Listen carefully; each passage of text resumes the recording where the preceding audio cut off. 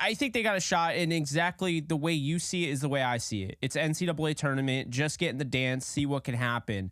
That's kind of how I've looked at it with this Rams team, right? You know, just a young team. I think they're definitely going to make the playoffs. I think they're definitely a top 7 team in the NFC. A weaker NFC, no Brady, no Rodgers. I mean, Stafford's still the guy, you know?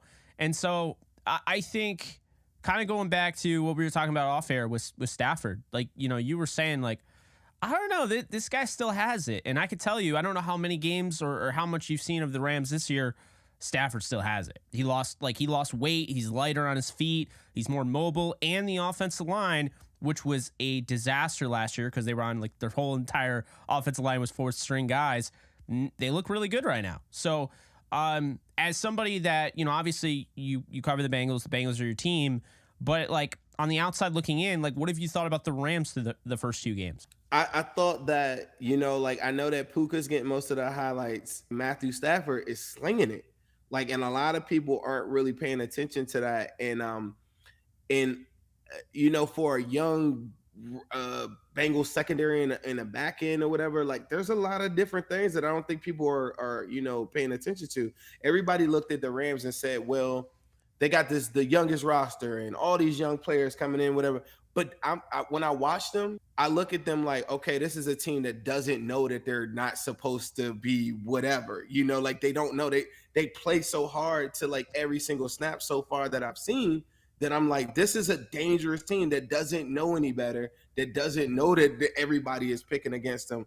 And Matthew Stafford is coming back with, you know, like, that was an injury that people were talking about to count him out, to be talking about, like, his career. People were trying to do the same thing, I guess, to Josh Allen too. And Yeah. I think, like, in this hot take society that we live in, it's just like, he's out of there. You know what I mean?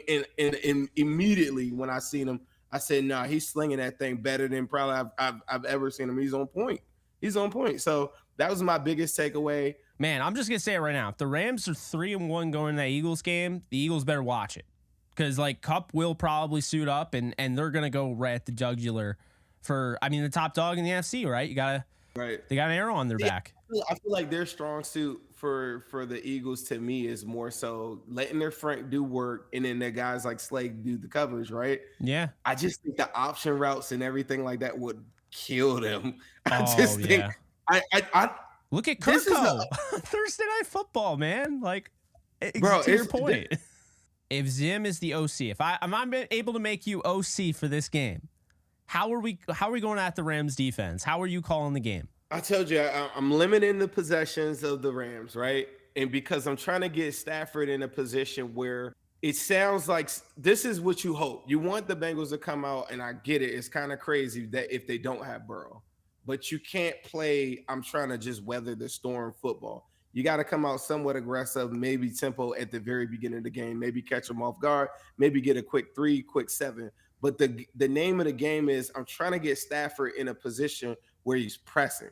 I don't want him comfortable, and I don't want him with an open playbook. I want him pressing, because I think if I can get him in 8 possessions or less, that means that I'm going to get him in a 20-something point game. And if I can get him to make one mistake and I can get one pick off of him, then I can sit on the clock, go to your Joe Mixon plan. Like I said, Browning is the guy that I will go with. I don't know if you saw this. We signed A.J. McCarron as maybe an emergency with the new roster stuff going on. You can now have 3 active quarterbacks. So I imagine an emergency situation, maybe they do A.J. McCarron. I don't know. I hope that we don't see him. But Browning, the one thing about him is that Joe Burrow I talked about him being mobile earlier. Browning has one of the worst arms in football. Oh yeah. So you don't want him throwing out to young, you know what I'm saying, like young corners, like jumping on routes and sitting on all these quick games, because mind you, the Bengals are going to be fearful of Aaron Donald and company. So they're not going to want to put him in that type of situation. I don't want him in a quick game type of thing to put himself into predictable situations. So I would go a little bit of tempo early on, give him some RPO stuff early, but I would tell him, if you see something and anybody cheat and shoot uphill too fast, then take the run and do that to kind of deviate some of the pressure on the outside.